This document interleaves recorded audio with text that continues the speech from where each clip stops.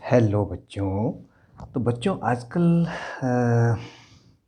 इस वीडियो में हम परसेंटेज की बात करेंगे और इससे पहले मैं 2 वीडियो परसेंटेज पे बना चुका हूँ।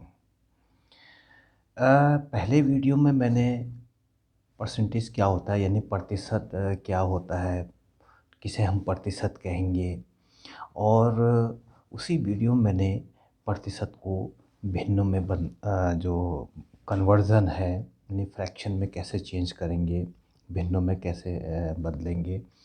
दूसरी वीडियो में मैंने भिन्नों को प्रतिशत में बदलना और किसी प्रतिशत को दशमलव भिन्न में बदलना, इसके बारे में बताया था।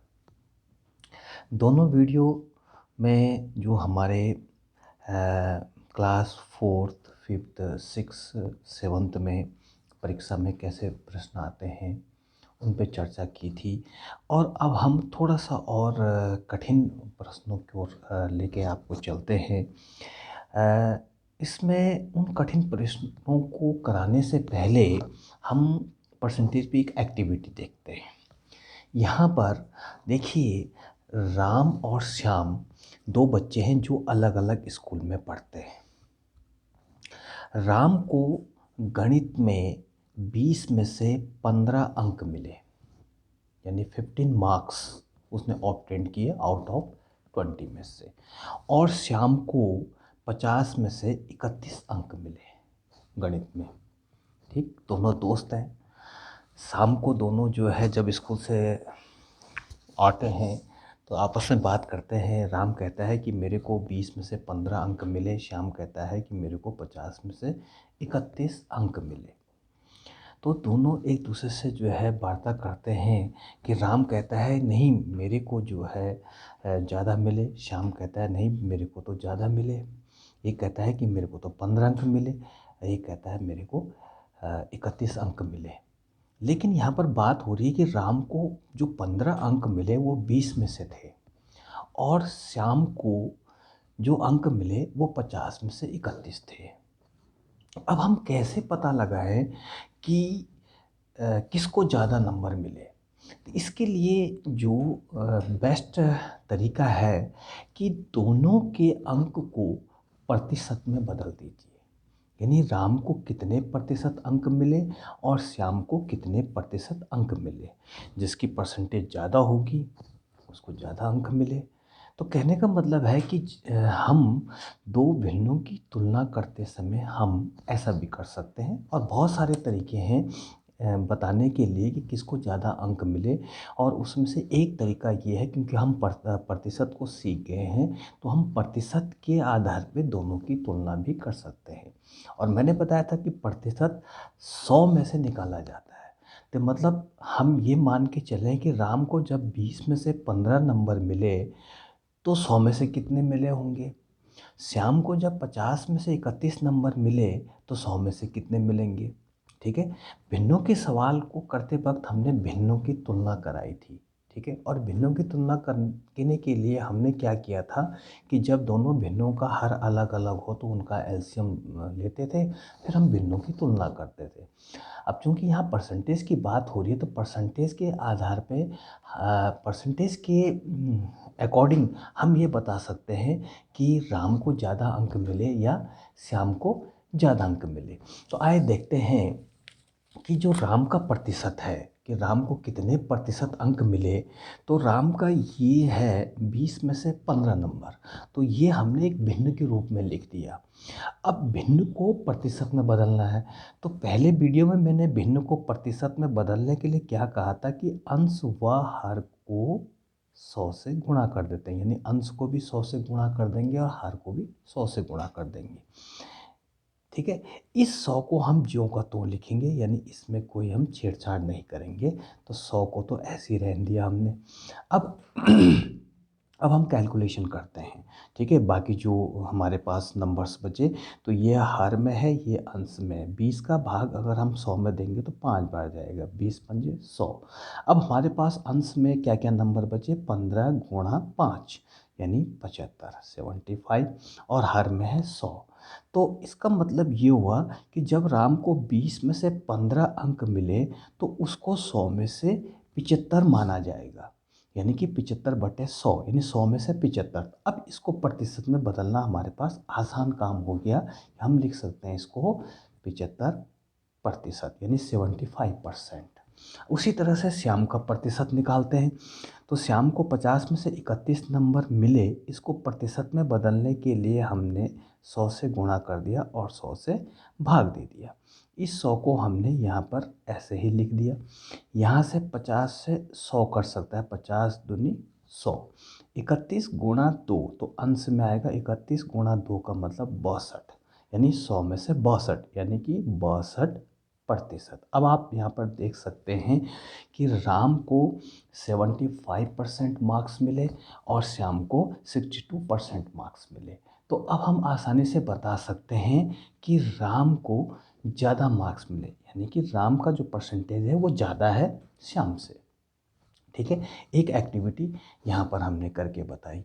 ठीक, दूसरी एक्टिविटी देखते हैं परसेंटेज पे। हमारे पास सवाल है, यहाँ पर देखिए सवाल है कि रमेश के गणित विषय की परीक्षा में 50 में से 42 अंक आए, तो बताओ कि उसके कितने प्रतिशत अंक आए। ठीक है, तो रमेश के अंक पहले हम देखते हैं कि कुल प्राप्तांक और कुल पूर्णांक यानी कितने में से, 50 में से, तो 50 तो नीचे आएगा। और 50 में से कितने अंक मिले उसको, 42 यानी 42। ठीक है, यानी 42/50, 50 में से 42 अंक आए, तो जितने का पेपर था वो नीचे आएगा, यानी 50 नंबर का पेपर था, 42 उसके नंबर आए, 42। अब उसके कितने प्रतिशत आए। ठीक है, तो हमने कहा था प्रतिशत को बनाने के लिए, प्रतिशत में बदलने के लिए 100 में से माना जाता है, तो लिहाजा इसका हम हर 100 कर देते हैं, यानी कि 100 से गुणा और 100 से भाग कर दिया। ठीक है, यानी अंश को भी 100 से गुणा कर दिया और हर को भी 100 से गुणा कर दिया। अब देखिए यहाँ पर इस 100 को हमने यहाँ पर ऐसे ही लिख दिया। अब यहाँ पे 50 दूनी 100, 42 गुणा 2, यानी कि 42 की 2 से गुणा करनी है, 2 दूनी 4 और 2 चौको 8, यानी 100 में से 84। यानी अगर उसके 50 में से 42 अंक हैं तो 100 में से 84 अंक होंगे। ठीक है, तो इसको लिख सकते हैं 84%। ठीक है, 84%। कब, जब उसके 50 में से 42 अंक हैं तो 100 में से 84 यानी राम ये भी कह सकता है, रमेश ये भी कह सकता है कि मेरे 84% मार्क्स आए। 84% मार्क्स आए, यानी कि अगर 100 नंबर का पेपर है तो उसके 84 आए। ठीक है, अगर थोड़ी देर के लिए मैं यहाँ पे बताऊँ कि 84% का मतलब कि 100 में से 84। अगर पेपर 200 नंबर का होता, पेपर 200 नंबर का होता यानी 200 में से, तो ये इससे 2 गुना ज़्यादा है, तो यहाँ भी 2 से गुणा करना पड़ेगा। 2 चौको 8, 2 अठा 16, 200 में से 168 नंबर आए। ठीक है, अगर 200 में से 168 आए तो हम तब भी ये कहेंगे उसके 84% आए, क्योंकि वो परसेंट जो है वो 100 में से ही काउंट किए जाते हैं। ठीक है, यहाँ पर एक चीज़ और, अगर पेपर 300 का होता तो 100 गुणा गया 3, 3 गुना बढ़ गया तो ये भी 3 गुना बढ़ जाएगा। 3 चौको 12, 3 हासिल 1, 3 अठा 24 और 1 25, 252। ठीक है, तो इस तरह से हमने 2 एक्टिविटी आपको बता दी हैं कि परसेंटेज का। इससे ये फ़ायदा है कि हम प्रतिशत को अच्छी तरह से समझ जाएं कि प्रतिशत है क्या है। ठीक है, अब हम एक एक्टिविटी आपको और बताते हैं, तब हम आगे क्वेश्चनों को देखते हैं। ये देखिए 3 गर्ल्स हैं, सीता, गीता और मीता, तीनों अलग अलग स्कूल में पढ़ती हैं। ठीक है, सीता के गणित में 100 में से 20 नंबर आए, गीता के 10 में से 2 नंबर आए और मीता के 5 में से 1 नंबर आया। ठीक, अब मैं आपसे पूछूं कि सबसे ज़्यादा अंक किसके आए। ठीक है, तो यहाँ पे बताना तो बहुत कठिन है इस तरह से, तो हम इसको भी प्रतिशत में बदल देते हैं। देखिए ये ऑलरेडी 100 में से 20 है, तो हम कह सकते हैं कि सीता के 20% नंबर आए, 100 में से 20। अब यहाँ पर गीता के 10 में से 2 नंबर हैं, तो हम इसको प्रतिशत में बदलने के लिए हम फिर वही भिन्न को प्रतिशत में बदलने के लिए हमें 100 से गुणा करनी पड़ेगी और 100 से भाग देना पड़ेगा। ठीक है, अब इस 100 को तो हमने ऐसे ही लिख दिया। यहाँ पर देखिए 10 का भाग 100 में 10 बार, 10 दूनी 20, यानी 100 में से 20। तो यहाँ पर गीता के भी 20% नंबर आए। यहाँ पर देखिए मीता के 5 में से 1 नंबर आया। ठीक, अब इसको भी प्रतिशत में बदल देते हैं। तो 1/5 को प्रतिशत में बदलने के लिए अंश को 100 से गुणा, हर को भी 100 से गुणा। इस 100 को हम ऐसे ही लिख देंगे। 5 से 100 कट जाएगा 20 बार, 20 गुणा 1 यानी 20 एकम 20। तो 20/100 यानी 100 में से 20, इसका भी 20%। अब आप देखिए यहाँ पे कि सीता के भी 20% नंबर आए, गीता के भी 20% और यहाँ पे 20%, यानी कि तीनों के बराबर अंक है। तो इसका मतलब ये हुआ कि जो मान 20/100 का है वही मान 2/10 का है और वही मान 1/5 का है। कल यही प्रयोग मैंने आपको इस चित्र के माध्यम से दिखाया था कि यहाँ पर देखिए तीनों मेरे पास जो 3 बराबर ये वस्तुएं हैं, ठीक है, तो एक ही नाप की हैं। इसमें हमने क्या किया, इस वस्तु के 100 बराबर हिस्से किए और 20 भाग को कलर कर दिया। तो कितना भाग कलर्ड है, आपसे पूछें कितना भाग कर, 20/100, यानी कि ये जो लाल रंग है वो 20% पे किया हुआ है मैंने। तो लाल रंग का जो छायांकित भाग है वो 20% पे है। इसमें भी देखिए, अब इसी सेम आकार की वस्तु के मैंने कितने बराबर हिस्से किए, कितने, 1 2 3 4 5 और 5 नीचे, 10 बराबर हिस्से किए। ठीक है, 2 भागों पे लाल रंग है यानी कि 2/10 पे, यानी ये 20/100, ये 2/10। क्या दोनों बराबर हैं कि नहीं है, दोनों का मान बराबर है, यानी कि 20/100 और 2/10 बराबर हुआ।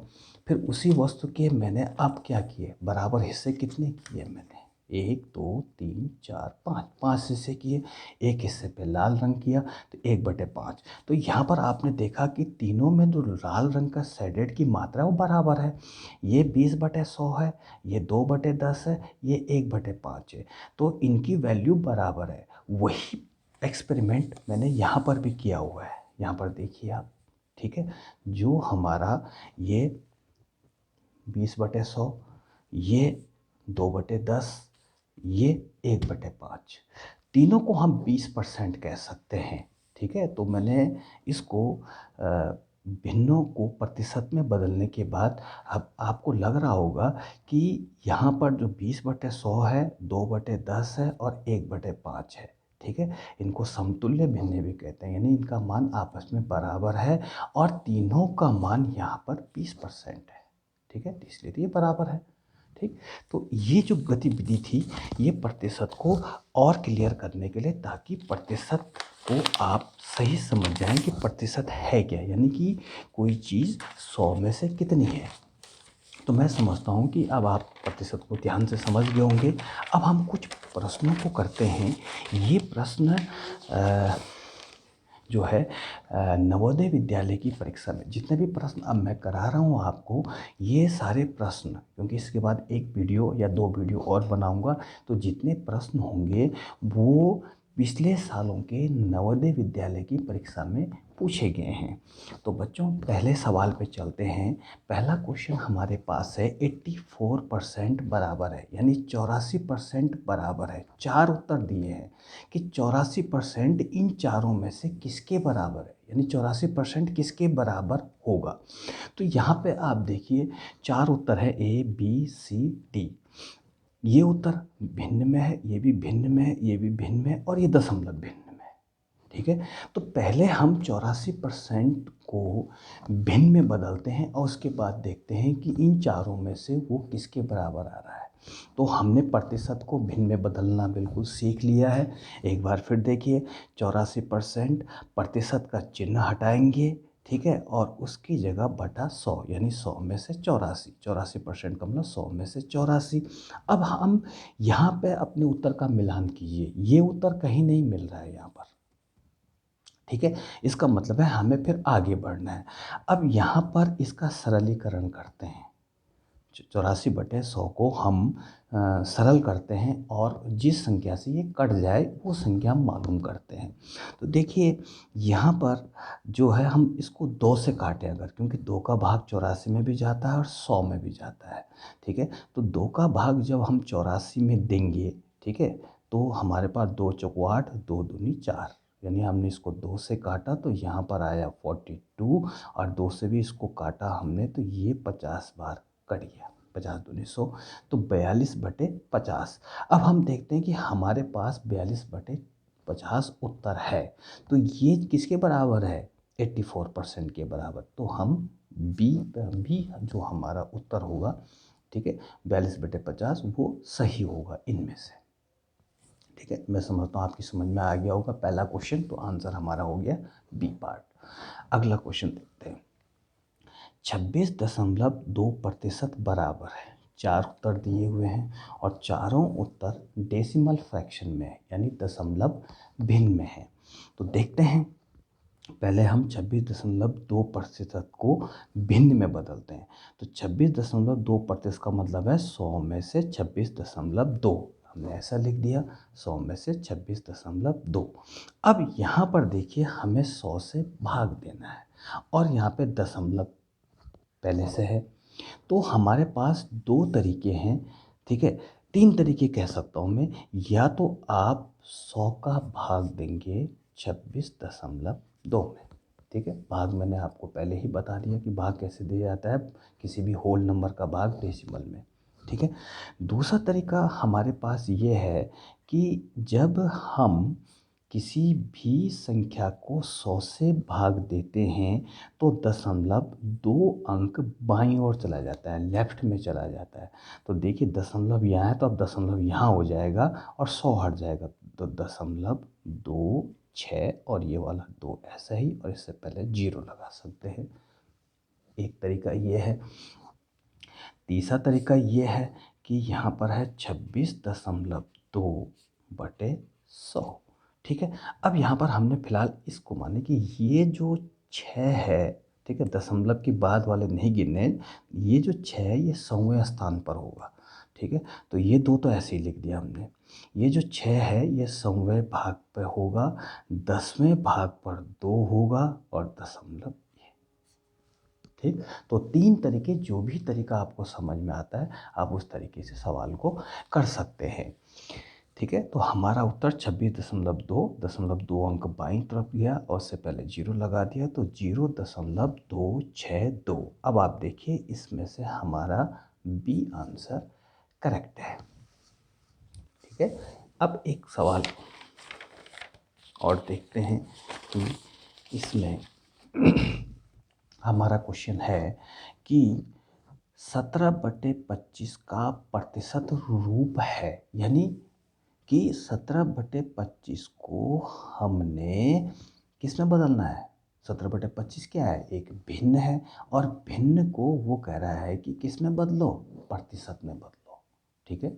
हमारे पास 4 उत्तर हैं, यानी प्रतिशत को भिन्न में बदलना है। तो बहुत आसान है, प्रतिशत को 17/25 प्रतिशत में बदलने के लिए, भिन्न को प्रतिशत में बदलने के लिए 17/25 हमारे पास भिन्न है, ठीक है।